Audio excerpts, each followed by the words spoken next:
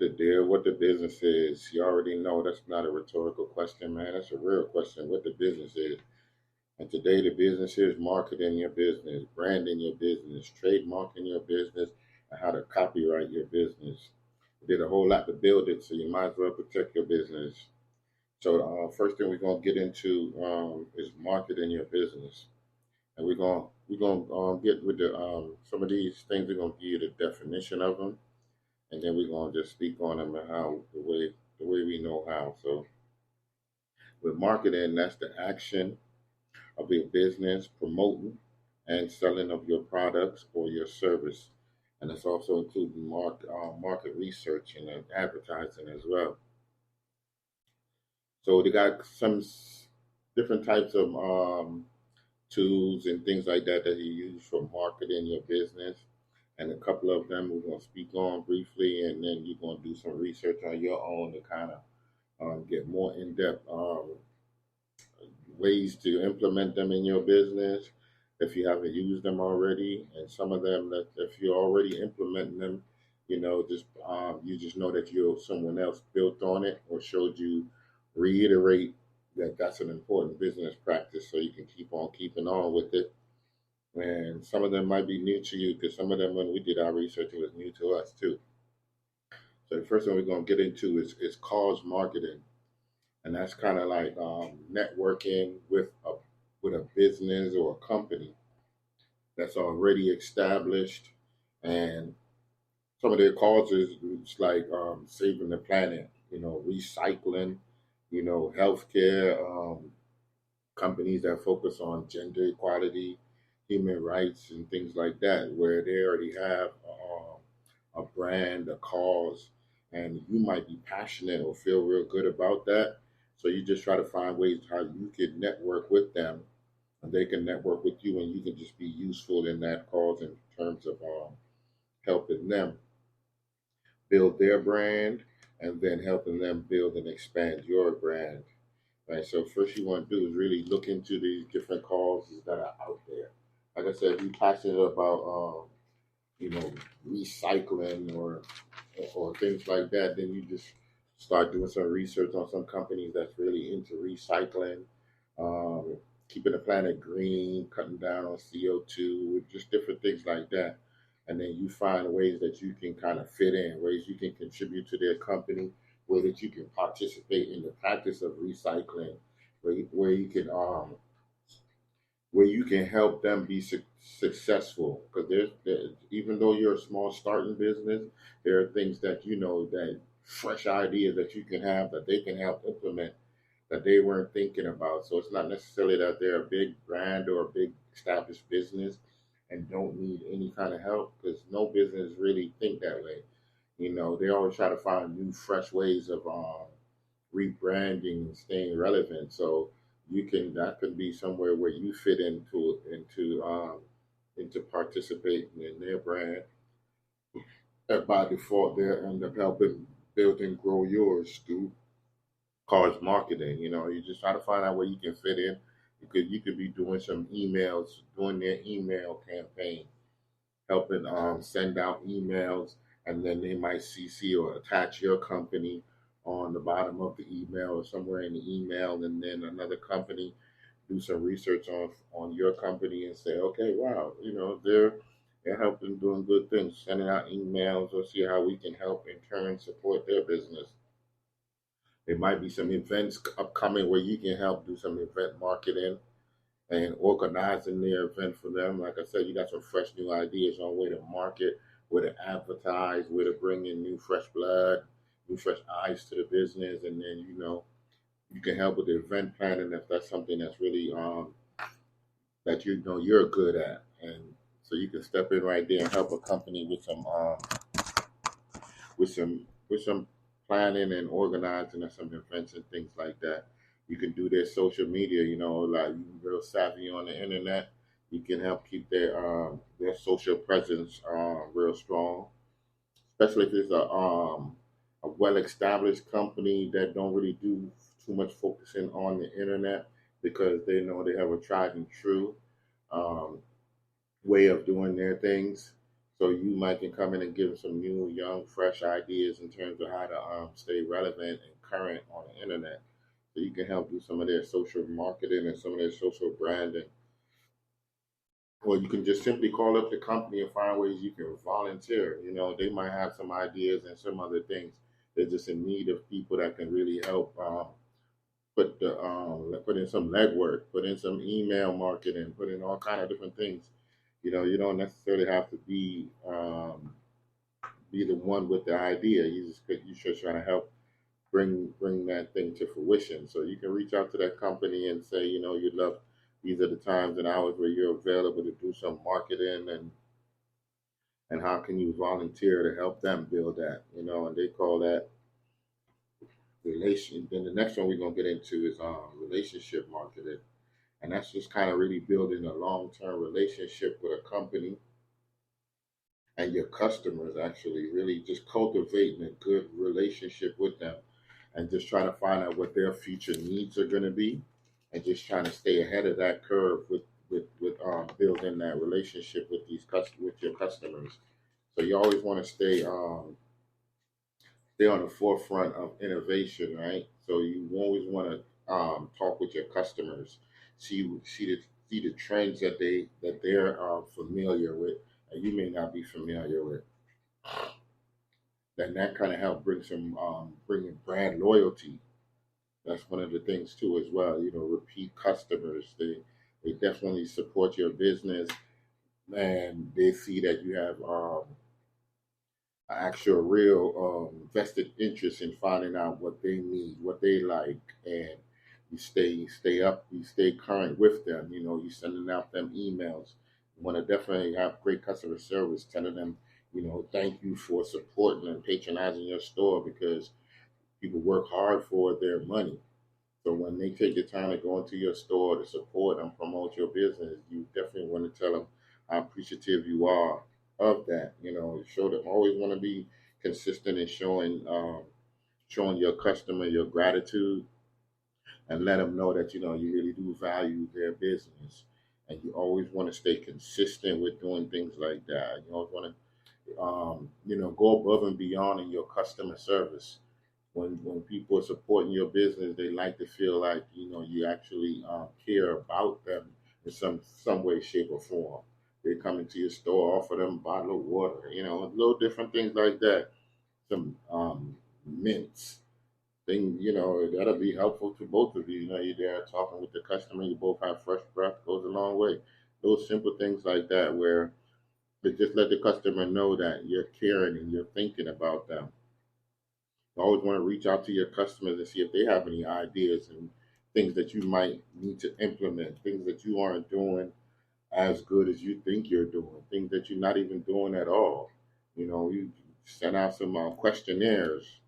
You could even type up a few, and if you want to go paperless, you know, ask your customer if you know if they wouldn't mind sharing sharing their email with you. You know, where you can ask them a few questions about how they can get better. People love to give you some kind of input on how you can do better in your store. So you always want to try to reach out to them, and let them know you value their opinion as well as their business. So you definitely want to find all kind of ways that you can use to help build your brand. And customer service go a very long way in terms of doing things like that. And you can a lot of other times, you know, you can implement like multi-transaction rewards, and what that simply means is that a customer support your store 3 4 times. Maybe you give them a discount on the next time they purchase something. You know, maybe you give them a gift.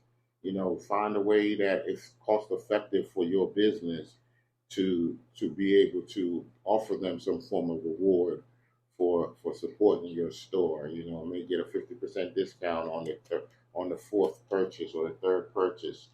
You know, I've been different places and they'll have those cards where they'll stamp the card and your third cup of coffee is free, or you'll get a discount on something like that. I recently reached out to a business I wanted to network with, and we spent a few minutes on the phone just trying to find out ways that we can mutually benefit each other in terms of a networking. And so something as simple as a promo code, you heard, scan this QR code and get a discount or something like that. So just try to find ways that you can just offer some kind of customer loyalty value to their customers, so that you let them know that like I said once again, you appreciate the fact that they're supporting your store. So these are all kind of things that you want to definitely do to help kind of market your business, to help brand your business. So those are always good tried and true tactics. Implement and see how far you can help build and grow your business. Like I said, you can never get too much feedback from from your customers. I was about to say maybe you can get too much feedback, because oftentimes, not oftentimes, sometimes people will give you some feedback and you may not be able to implement that. But you also just say thank you. We'll look into that, see how we can do something like that in the future. And then you put that thought into the universe and see how somehow it may be able to come back. And we'll get into branding a little bit. And branding your business is really is marketing your business or the concept to your customers so that they can identify your company or your product or you as that brand. So it's not necessarily just your logo, your slogan, or those are just marketing tools to help promote your business or your product. So branding is definitely something different. It's the actual product that you sell. It's the actual service that you provide to your customer. That is all part of your branding. And branding is also what you do to show your unique product or your unique service and how it's different from your competitors or the competition. So you always want to stand out in your business. You always want to have the customer wonder why they'll prefer to shop at your store, why they prefer to buy your goods and service. So you always want to find the unique way for you to stand out and be different, but also make sure you're providing quality as well. So quality is always on the top of the list in terms of what you're doing in terms of your branding. You have great quality, and you always want to make sure you're promoting that, and also make sure, like I said earlier, be consistent and always and try to find ways to spark that connection with your customers, or your potential customers. You have to make sure you use some unique skills and some strategies to make sure you stay important to your customer, so that when they're thinking about going to repurchase whatever goods or service that is, you have competitors. You want to be at the top of the list of what they're of return business. So that's why it goes back to thanking them for that repeat business, so that they don't have to keep comparison shopping. They already know they're going to get the best shoes over there. They're going to get the best service over there, so that you know why is your cookie different from the other store? Well, I got great customer service. This recipe has been in the family for years. I've perfected it.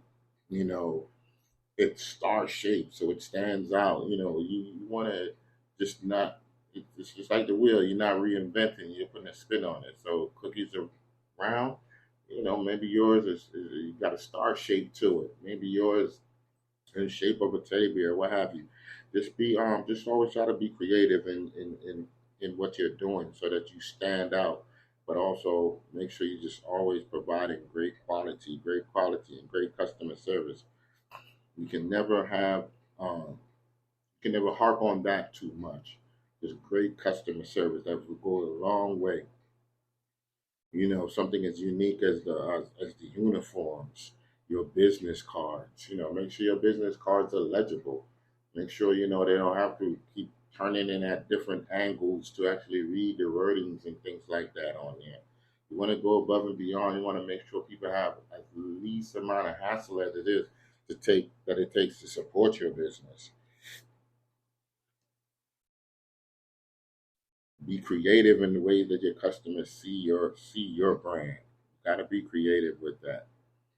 And whatever your business model is, whatever you told your customers you do, you promote, Make sure that's what you foster and you live every day, and always be consistent in that, so that people recognize your brand. They recognize that customer service.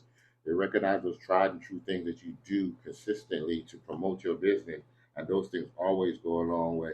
And you definitely want to communicate as much as you can with your customers, so that they know you have them on their mind when they're not even with you, when they're not supporting your store, when they're not there.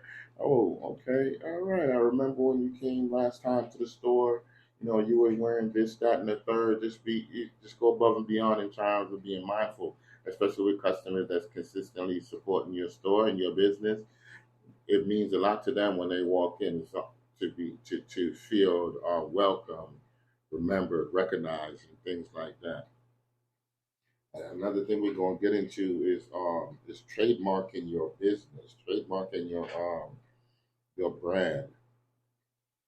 So let me give you the definition of a trademark, so we make sure that we are on the same accord when we do these things, right?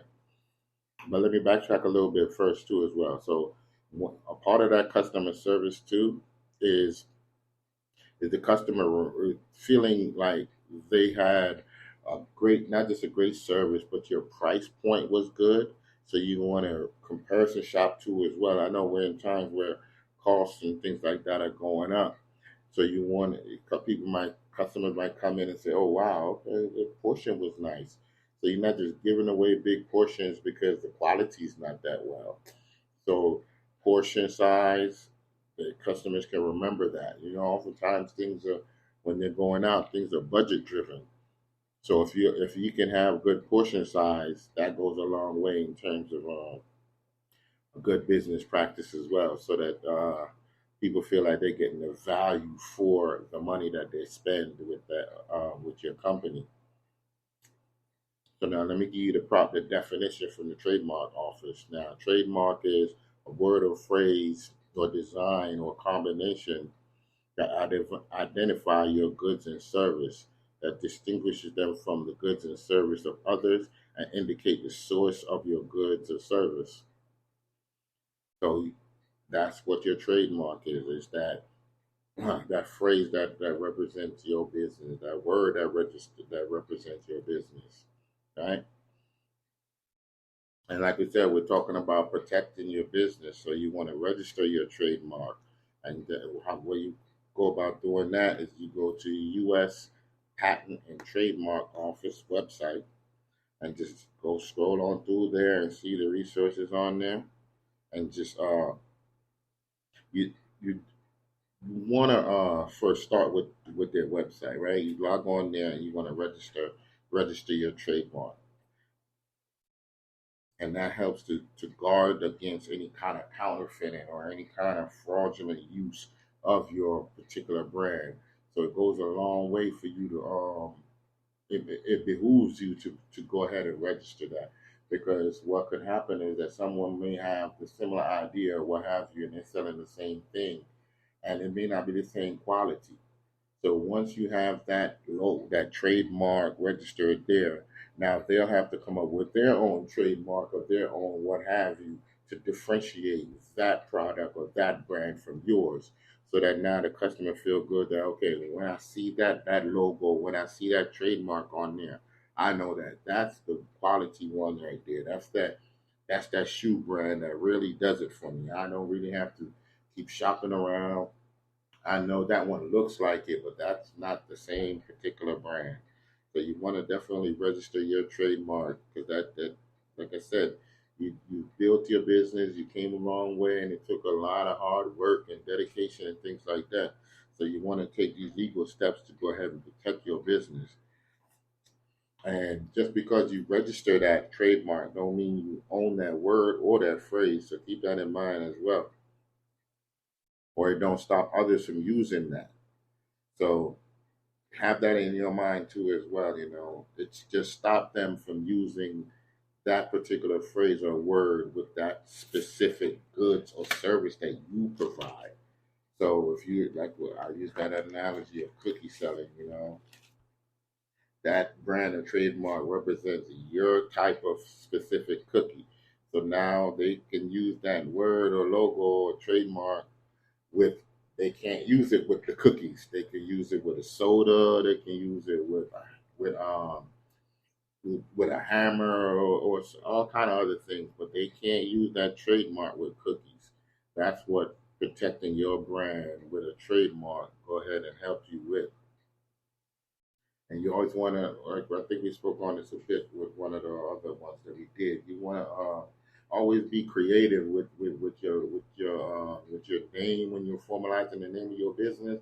Always want to come up with a good creative name, and that helps with not just the search. That also just help with part of your branding as well, and that you know you're creative. Those things stick in people's mind as well. And once you become the owner of that trademark, that's yours once you start to use it. So that and you use it in that um, goods and services. You use it in that field that you're in. So we go back to the cookie analogy. You know, the name of your cookies are best cookies. You know, or any one cookies, whatever the name may be. Now, just be creative with it. You know, but once you start to use that in there, that now lets people know that you intend to use that. So you want to go ahead and register with the Patent and Trademark Office, and let me put it up. That number is 1-800-786-9199. 1-800-786-9199. And just call that number and I'll ask all the questions that you can. I always encourage you to get a notebook or a notepad so that when you're calling any of these places, you just write down all these questions that you might have, so that you know you sit on that phone for half an hour, 2 hours, or what have you, and then you get off the phone, and that's when you think about all these 4 or 5 questions that you could have had, whatever. So no, just take your notepad, write it down, and that way it helps you with getting all the good information that you needed when you was calling that office. All right, another thing too, when you use your trademark before you file, you can go ahead and use that before you file that, and you'll use that symbol TM or SM, and that'll show that you're claiming the use of that trademark. And then once you register, that's when you use the R. And you'll see a lot of times on the company, you see them have that R on there. That to symbolize that that is a registered trademark. And you can use that at the end, the top, wherever you want on that trademark. You can go ahead and use that anywhere around your logo. You use that R to represent that you've registered with the patent and trademark office. So like I said, we're giving you a lot of these good information for you to take the next step in your business growth, to do that research and then find out, you know, what are the next steps that you need to take in order to secure your business. You work hard to formalize it, to bring it to fruition. So now all you want to do now is start taking the steps to do your legal protection of your business. And then we get into the patent. Patent is a technical is the technical invention. It's a technical invention. It's like the chemical composition of one of your products, like pharmaceutical drugs, or the mechanical process or machinery, and the machinery and the designs in a usable industry. So I went on the website. I wanted to give you the actual definition from the office, and then I went on the internet and did some searches too to see if I can get some a breakdown, a more easily for you to understanding of what a trademark or patent is. But really, getting it from the website is just more direct. And then once you get it more direct from the website, then you could do your internet search and then get it kind of more breakdown and understandable to you. But it can be coming directly from the U.S. Patent and Trademark website. It's the technical inventions such as a chemical composition like pharmaceutical drugs, the mechanical process like a complete like complex machinery or machine design that are unique and usable in some type of industry, like an engine, like a hybrid engine in a car or something like that, right? and then this protects your business from other people copying that whatever invention that you came up with. It prevents them from using it. It prevents them from selling the invention without your consent and permissions. So you definitely want to take all of these steps because you're protecting it. Well, now we're talking about protecting your business. You work hard to create that formula for that hair care product, or that formula for this or that. So you want to take those steps to kind of protect that tried and true. And there's certain things you can't patent too as well. So you definitely want to do some of your research to find out some of the things you can't patent, especially if it's been in existence and you haven't changed any of the chemical composition or anything like that. So you want to do some research to find out what you can and can't patent, and different ways that you can protect your business. So we're just trying to give you some basic steps that for you to now take the other steps needed to show that you love what you do. This is your 9 to 5 entrepreneur life. And I say 9 to 5 meaning the consistent research that you do, because there's really no time for an entrepreneur. 1 o'clock in the morning, you're up with something you got to do. There's time zone differences.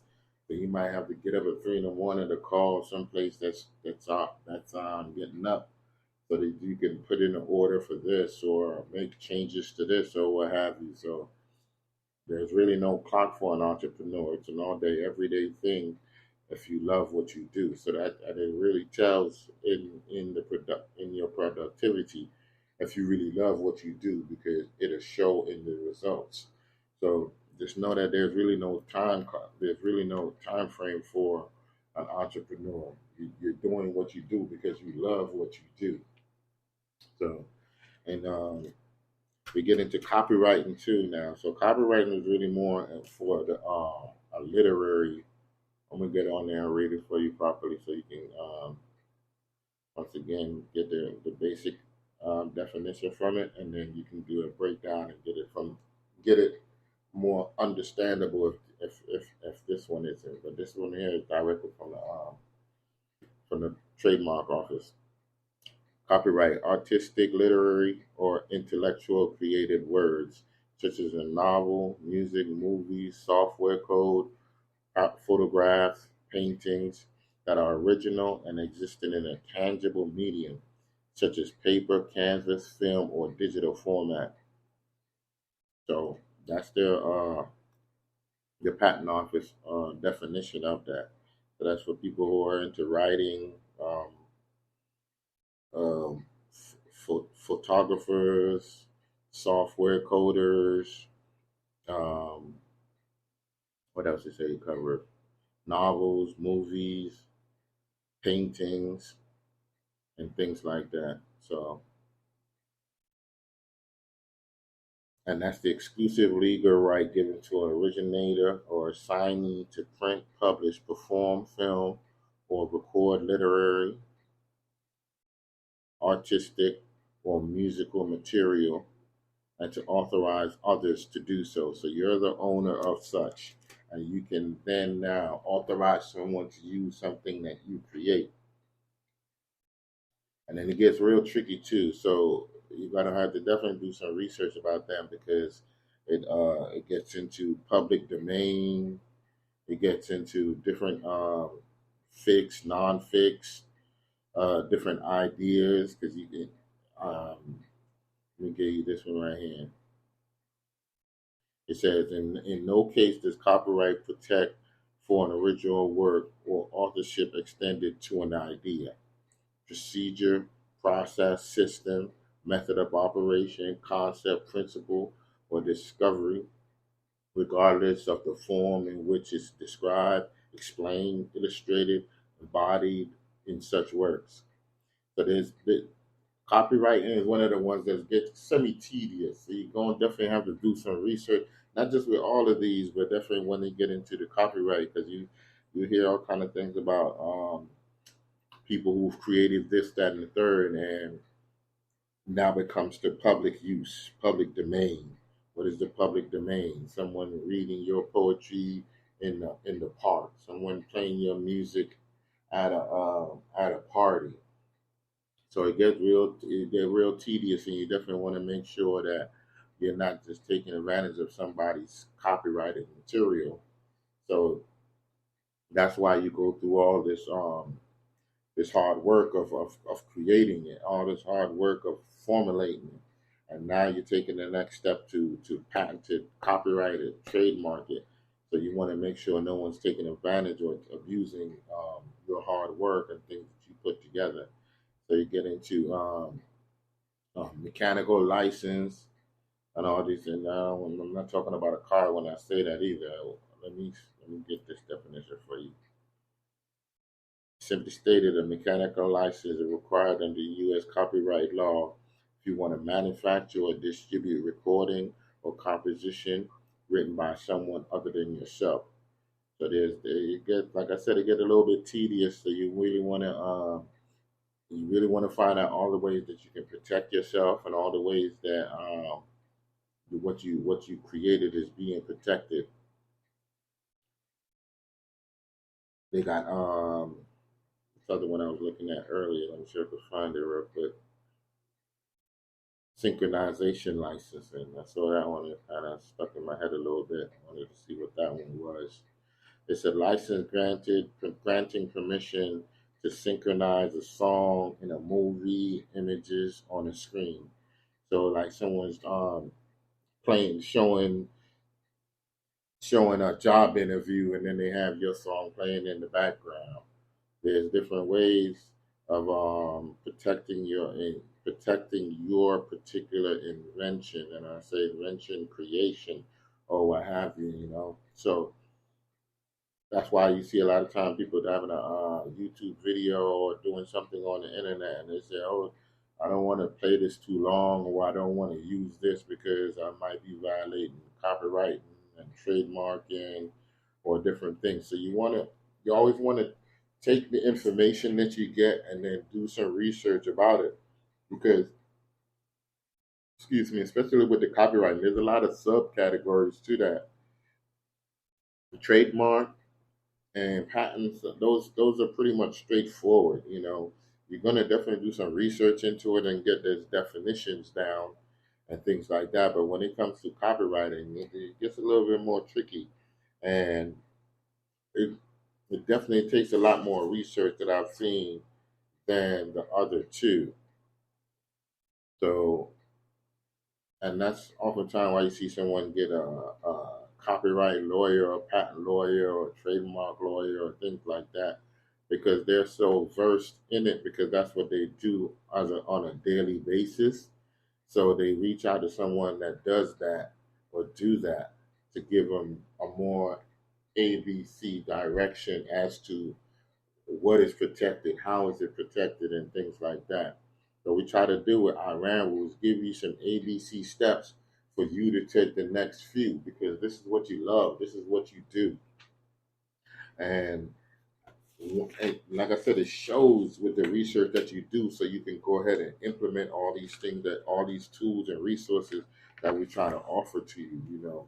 And as we build and grow, we're going to get better with how we deliver the information to you, how more seamless it is. Like I have my notebook right now, and I'm going over my notes, but because of what I was giving you right now is so important, I wanted to make sure I wrote down some of these things, and I'm just going shifting back through them through my notes to make sure I covered most of what I wanted to cover, so that you can go ahead and run with it. You can take this and start doing the research and seeing, okay, my product is such and such. Okay, I might need a patent for this. Okay, let me see how I go ahead and patent my formula, so that someone don't come into my store and buy my goods and services and then beat you to the patent office. You spent all this good time creating and formalizing. You want to trademark your brand, so that no one's using knockoffs and counterfeits. That's not what your brand stands for. Your brand stands for excellence and quality. So you want to go ahead and reflect that in your business acumen.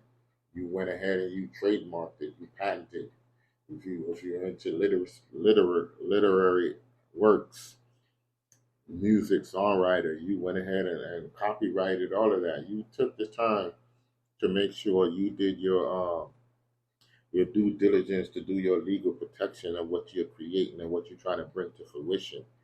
And and like I said, as we build and grow with this, we're gonna get more better in terms of where we can show you some multi-task and be able to show you some actual links and things like that and post them on there. But we a lot of what we do with iRamble is to show you that no matter where you are in your building and you're growing and what have you, don't be afraid to take the steps to start it. Don't be afraid to take the steps to grow. And as you grow, you will perfect it. So many people will tell you as in their business when they started out, it wasn't smooth sailing. There was so much of a learning curve. They didn't know this, they didn't know that. They ended up overstocking the store on this, overstocking. We're trying to lessen your hurdles. We're trying to give you as much information as we can so that you can now take it and transition into being smooth in your building and your growing of your business and your formalizing of your brand. Um, as we get better with this, like I said, it's going to be more systematic. It's going to be more smooth. But I was giving some great advice, build and grow, and the customers will see your growth. They will see the process has changed and all of these good things. So that's the same thing that translates to your business. As you first start out, it's going to be slow, but as you build and grow and get more confident in what you're doing, it's going to be systematic. It's going to be step by step, and then you can now pass on the information to the next one, and then make it more systematic and much more easier for them as they build and grow in what they're doing. So the story of the day or the note of the day is don't be afraid to start because as you build and grow, it's going to get better, it's going to get easier, it's going to get smoother. And no one really started out running 100 miles an hour. No matter even in a race, even in a marathon race where someone was I don't believe it was a marathon before it was a relay.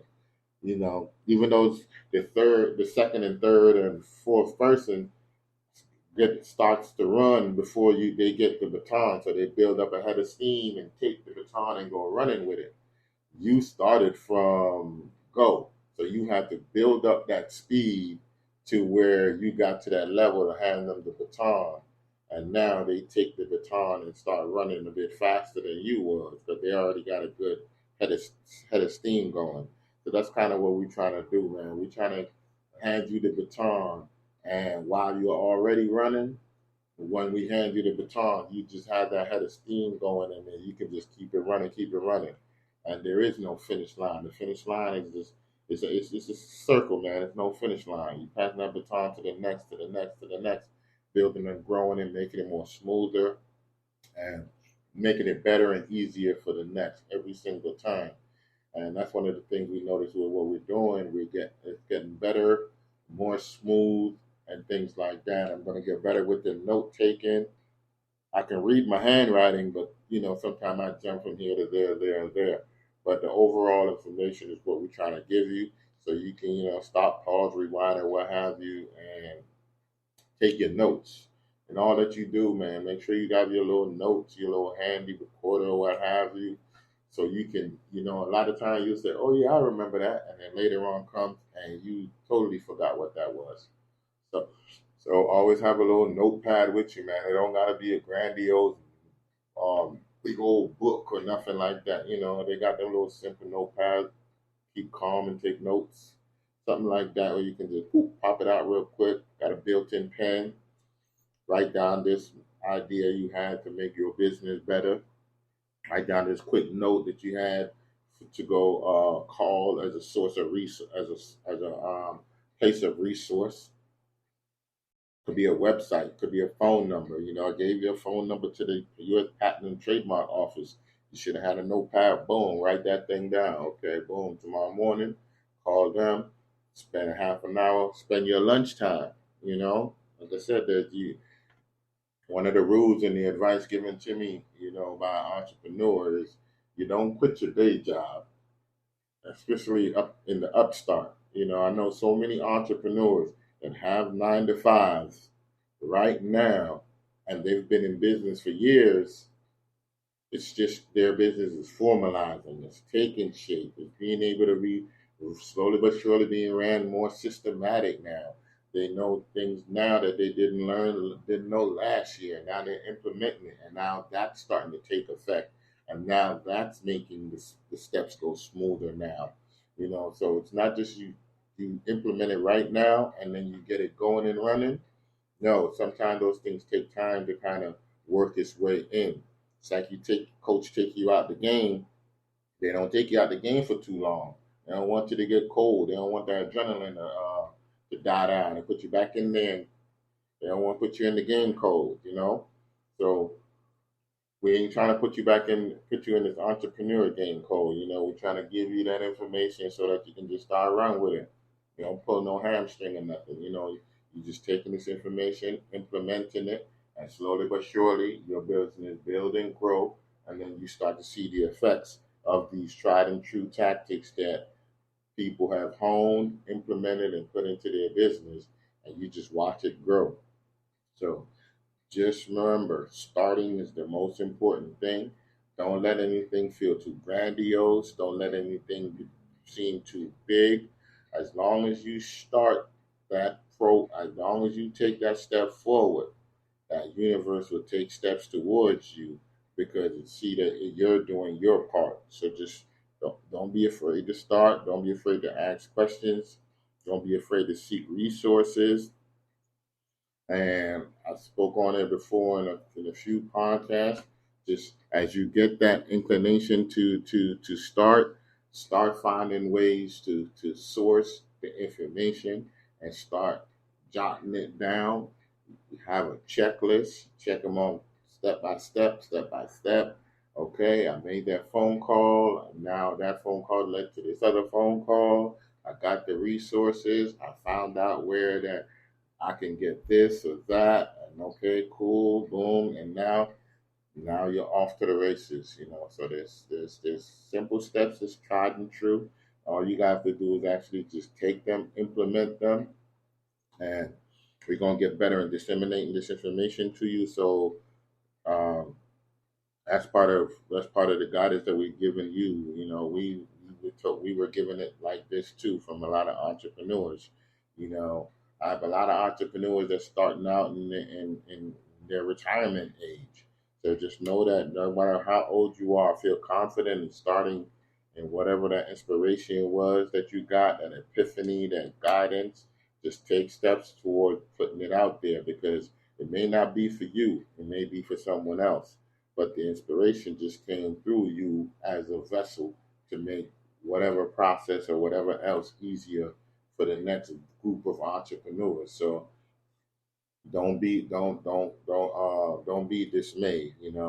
Some plant the seed, some water the seed, but God gets the glory.